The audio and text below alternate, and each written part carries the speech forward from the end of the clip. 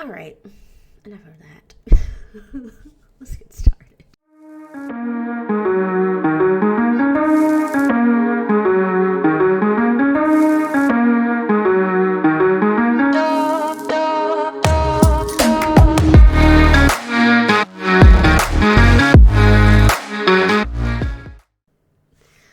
Hello, reader. Welcome back to another video. I've got my coffee. I've got my script on my computer screen right in front of me because I am still so nervous about making these videos that I can't do it without a little bit of prompting. But you know what? That's okay. Because I'm still learning, and we love learning here at Ashnaila Reads. All right, today's video, 10 diverse books that define me. These are the books that have stuck with me for years, sometimes decades. These are the books that have made me who I am, the reader that I am, the person who values diversity. These are the books that I love deep in my soul, deep in my heart. These are the books that make me me and who I think really represent me and my reading journey. So I'm excited to share them with you today. We've got 10 of them, so let's get started. All right. This is the book that reminded me why I love reading diversely. Out on a Limb by Hannah Bonham Young. Now, I know. I mentioned Hannah Bonham Young in last week's video. This is because she can truly do no wrong, and she has a tendency to write books that kind of change my life, and this book is no different. So, synopsis. Main characters. Wen and Bo meet at a Halloween party where both of their costumes centers around their limb difference. I mean, obviously there's going to be a connection when you both show up as pirates, okay? One thing leads to another, and we've got an accidental pregnancy on our hands, folks. They decide to co-parent as friends, nothing more, but as we know, and they find out, it's never nothing more. It's always something, right? Right. All right, so this book is perfection, literally perfection. The perfect romance, the perfect depiction of motherhood, the perfect representation of limb difference, the perfect expression of the found family trope. In short, I love this book, and it really catapulted me into the world of diverse reading. And now, I don't usually love accidental pregnancy. Like, it doesn't really do anything for me. It doesn't, excite me. It's not a book that I'm, often drawn to, but Hannah Bonham Young does it just so well that I don't even mind it. It's a main part of the book, yes, but I'm not constantly thinking, this was an accidental pregnancy. This was an accidental pregnancy. It's just a method by which the story moves forward. So, loved this one. Let's backtrack a little bit and talk about the book that got me into reading in general. This is A Wrinkle in Time by Madeleine L'Engle. I read this book for the first time as a young Asha. Reading was a really big part of my life growing up. My parents read to me a lot. We read together as a family a lot. And so I guess Little Golden Books are what really got me into reading. If you read Little Golden Books, we could be best friends.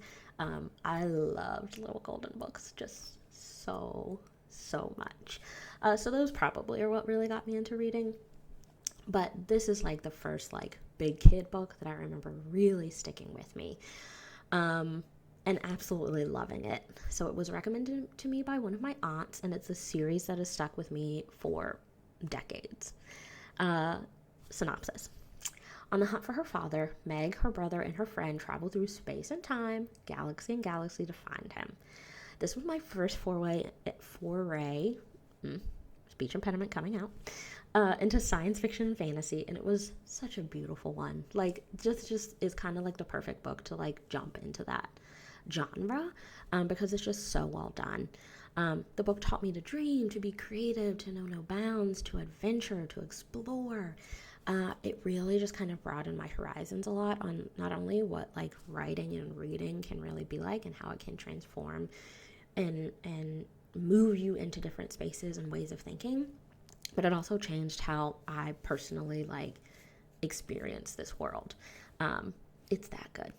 Now, it does have some religious undertones, so it has The Lion, the Witch, and the Wardrobe vibes to it in a little bit of a way, but I don't remember that having a huge impact on me as a kid. It could have had an impact on other people reading it, especially if you were a little bit older, and I think understood some of the meaning behind some of the things that were going, or the intended meaning behind some of the things that were going on.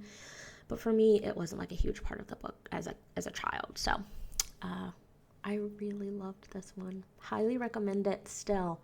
And I love the old version of the covers. I actually also have not seen I think it was a movie that came out.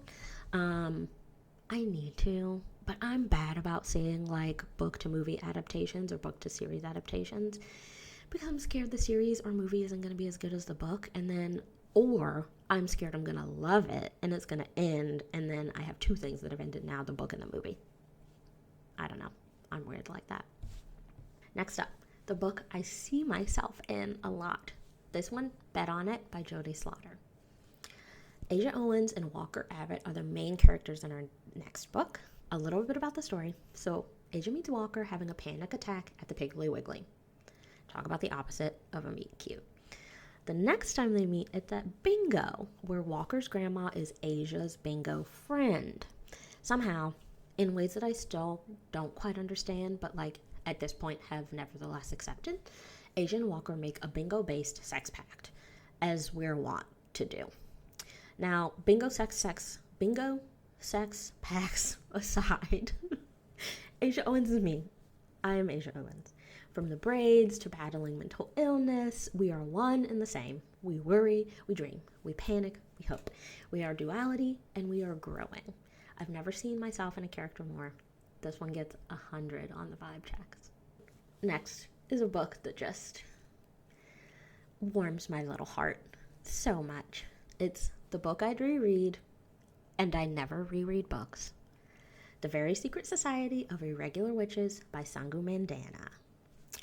Mika Moon, who has the cutest name, is one of the few witches in Britain. She has to hide being a witch by day, obviously. So she makes videos pretending to be a witch on YouTube, of course. Enter Jamie, the librarian at a place called Nowhere House, which is a home full of eccentric cast of characters and caretakers of 3 young witches in hiding. Jamie asks Mika to come and train those 3 young witches, but Mika finds that they aren't the only ones learning. From a sense of belonging to love, can Mika finally find a place that feels like home? You'll have to read the book to find out. But this book touches on so many of my favorite tropes. We've got grumpy sunshine, we've got magical elements, we've got guardianship, and most of all, we've got found family. I think found family is probably my absolute favorite trope. Grumpy sunshine is up there. Pretty close second, though.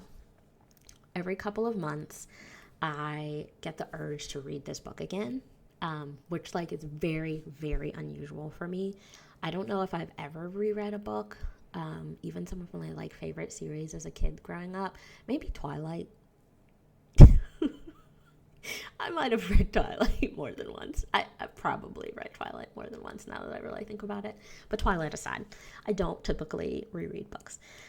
So the fact that I have the urge to reread this one is a really great sign on how good it is. I'm saving it for the fall time because this is kind of the perfect autumnal cozy read that you just want to cuddle up under some blankets with some pillows, or maybe I love reading in my hammock in the backyard in the fall. So this one could be a good hammock read come fall. The book that taught me the most, All About Love by Bell Hooks. Here's the description.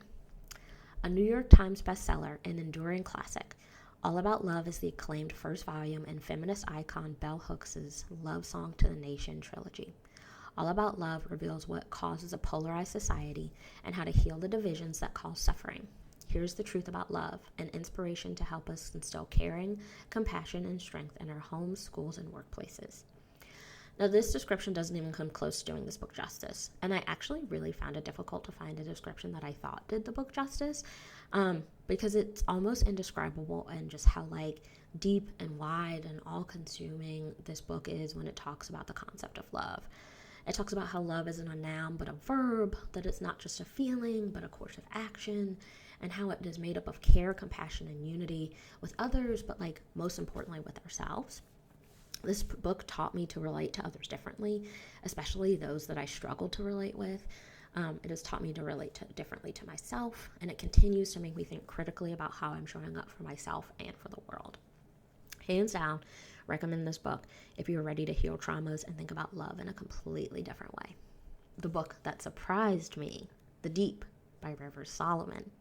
So this little 175-page book really packs a punch.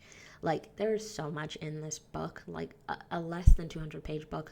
I was so surprised on how much I took from this when I actually read it, which was it's a different style than I'm really used to. It's almost like melodic, because it is based on a song, and it has like the flow of water, which is really interesting because it takes place underwater. So let me backtrack and actually tell you what the book is about. So Yetu holds the memories for her people, a water-dwelling descendants of pregnant African slave women thrown overboard by slave owners. So really we're already just hitting home from the get-go. These water-dwelling descendants live idyllic lives in the deep of the ocean. Their past, too traumatic to be remembered regularly, is forgotten by everyone except for one person called the historian, and this demanding role has been placed upon Yetu. So, as we know, memories aren't always fun and games, and Yetu starts to become overwhelmed by this responsibility that has just kind of been thrust upon her. And so she flees to the surface, escaping the memories, the expectations, and the responsibilities, and she discovers a world her people left behind long ago. This book is about finding yourself. It's about what it means to give to others. It's about community, about history, about love, and about how all of those things intersect with one another. I wasn't expecting to get nearly as much from this book as I did, because like I said, it was a completely different writing style and genre of book than I'm used to. It's not my usual lighthearted romance-driven read at all, but I still think about this book from time to time. It really stuck with me because of its topics, but also because of how it's written.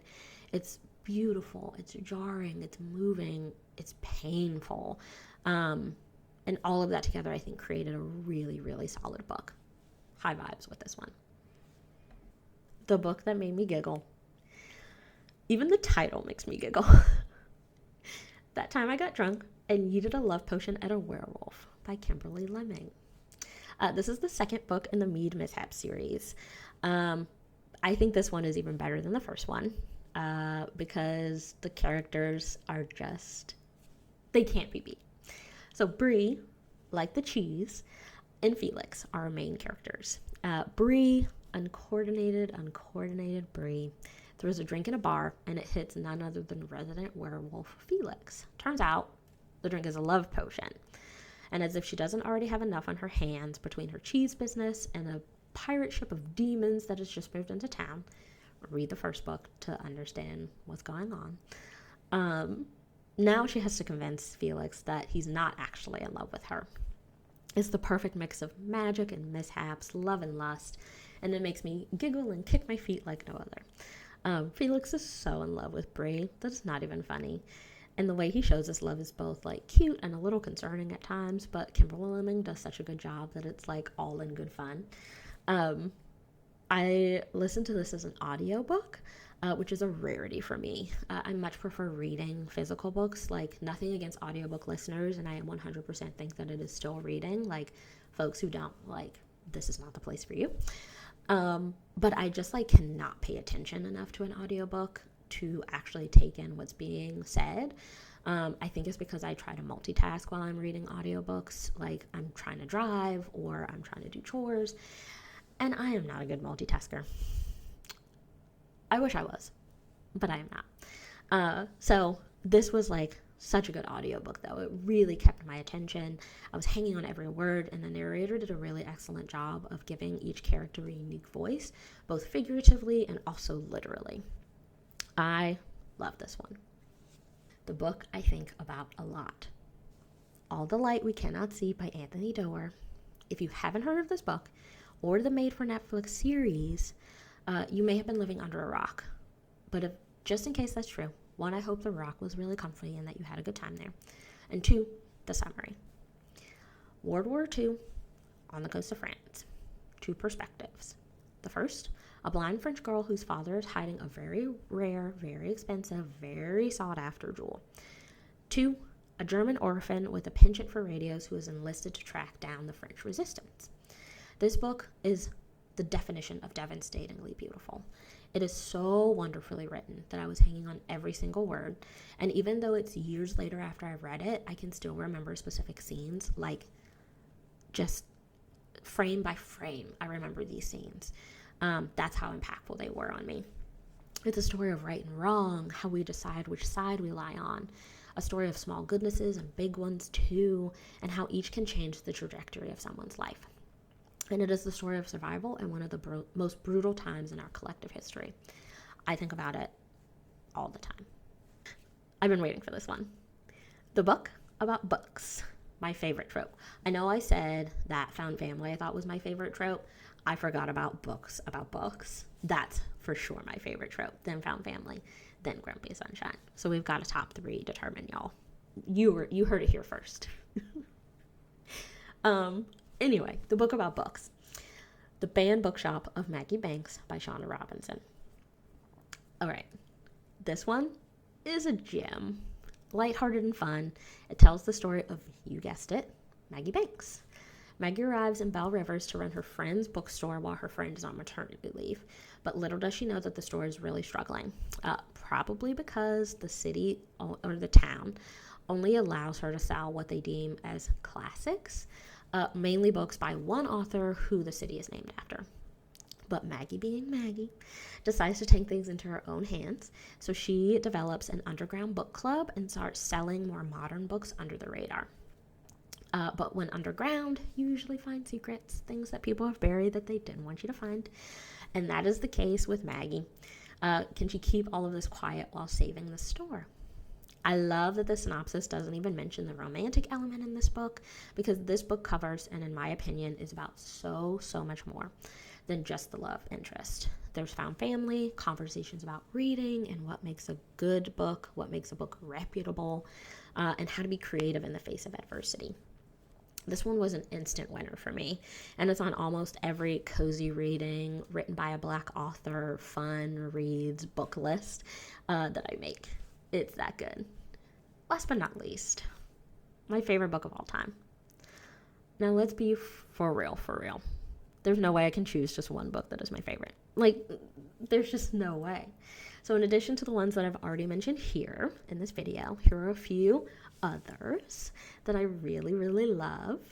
But I don't know if I have a favorite. I probably have like a top 10.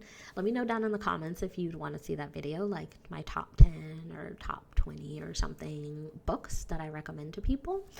But all right, friends, that's it. That does it for this week's video. Let me know in the comments about if you want to see that top 10 video or about a book that defines you, and I will see you in the next video.